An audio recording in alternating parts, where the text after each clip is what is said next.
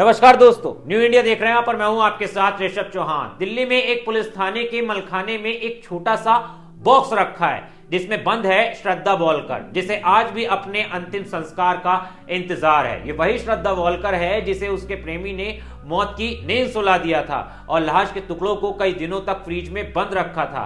इस मुकदमे को शुरू हुए करीब 2 साल पूरे होने वाले हैं, लेकिन अब भी इस केस में हर दिन सुनवाई का इंतजार था।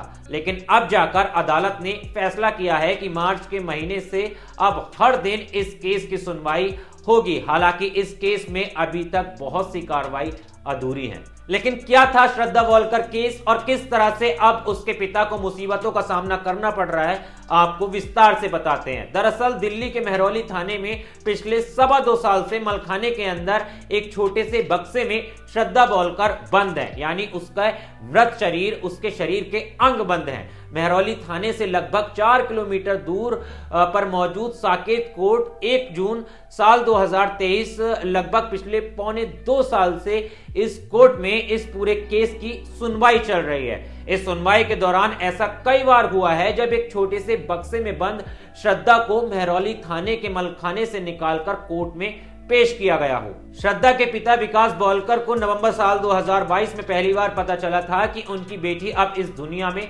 नहीं है। उनकी बेटी श्रद्धा के किसी दोस्त यानी आफ्ताब पूनावाला ने श्रद्धा का कत्ल करने के बाद लाश के टुकड़ों को मेहरौली के जंगल में किश्तों में ठिकाने लगा दिया था। लगभग 2.25 साल से विकास वॉलकर को पता है कि अब उनकी बेटी श्रद्धा इस दुनिया में नहीं है। श्रद्धा के नाम पर कुछ है तो एक छोटे से बक्से में बंद उसकी हड्डियां। मगर इस बदकिस्मत बाप की बदनसीबी देखिए कि श्रद्धा तो छोड़िए, उसकी लाश के बचे टुकड़े को भी उसके पिता को अंतिम संस्कार के लिए नहीं सौंपा जा रहा है। इतना ही नहीं, बीते 1.25 साल से जब जब विकास वॉलकर साकेत कोर्ट में हाजिर होते हैं तो बस कभी कभार कोर्ट रूम के अंदर ही उन्हें बक्से में बंद श्रद्धा नजर आ जाती है। न जाने ये कैसा मजाक है जो कानून के नाम पर एक बेबस बाप के साथ किया जा रहा है, जिस बाप की जवान बेटी को पहले ही उससे छीन लिया गया हो, जिसके कत्ल और कत्ल के तरीके की कहानी को सुनकर श्रद्धा को